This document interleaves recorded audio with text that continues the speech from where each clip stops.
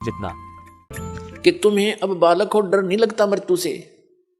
तुम ये सोच रहे हो नहीं, आदमी 100 वर्ष तो जीवित रहता ही है व्यक्ति, और जो यही आशा लेकर जी रहा था 20 वर्ष का मर गया, कोई 30 का मर गया, कोई 5 वर्ष का मर गया, उसको तो हम इत्तेफाक मानते हैं।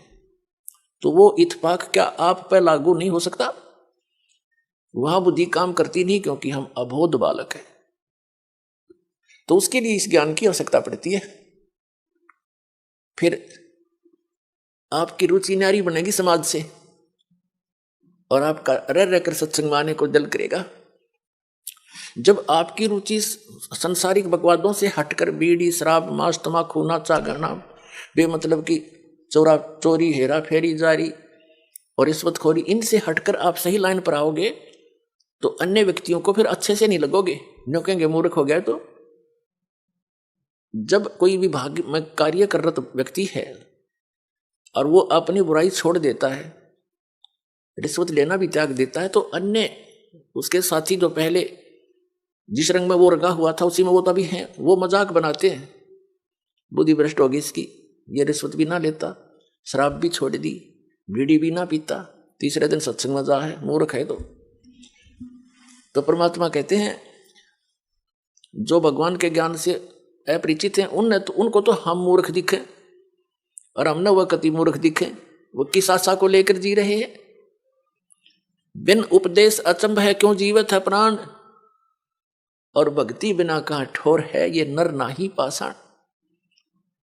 भक्तों की दृष्टिकोण तो ये बन जाता है कि बिन उपदेश अचंभ है, जो जिन्होंने नाम नहीं ले रखा, ज्ञान नहीं सुन रखा, अचंभ है, आश्चर्य है, वो क्यों जीवित हैं, किस लिए जी रहे हैं, वो क्या आशा लिए बैठे हैं।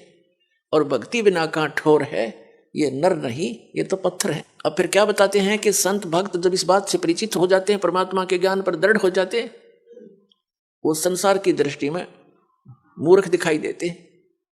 उनके विषय में परमेश्वर क्या बताते हैं?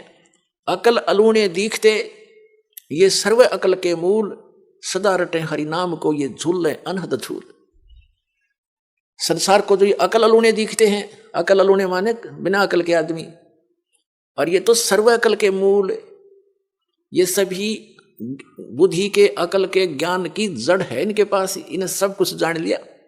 और लोग इसने अकल अलूणे के हैं, बिना अकल के सत्संग में जाते हैं, पैसा बर्बाद करते हैं, काम छोड़ देते हैं, हर दो सारा दिन वही घर पे रहते हैं, सारा कुछ, सारा जीवन उसी पर लगा देते हैं। एक झटका लगते ही 50,000 की हानि हो जाती है, कोई भैंस मर जाती है, फसल नष्ट हो जाती है, कोई बच्चा बीमार हो जाता है, वो गया सारा कमाया।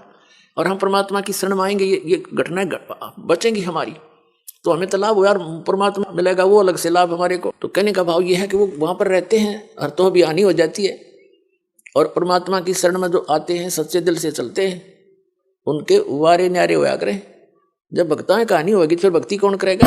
जरूरत तेरी फिर भक्ति की, आगे खड़ा पाओगा परमात्मा। बहुत से ऐसे प्रमाण हैं, लेकिन हम उनको थोड़ा सा अवॉइड ही कर लेते हैं कि ऐसा तो वैसे भी हो गया होगा, ऐसा हो गया होगा। एक भक्त बता रहा था जी, मैं उधर से तो सत्संग का समय आ गया, और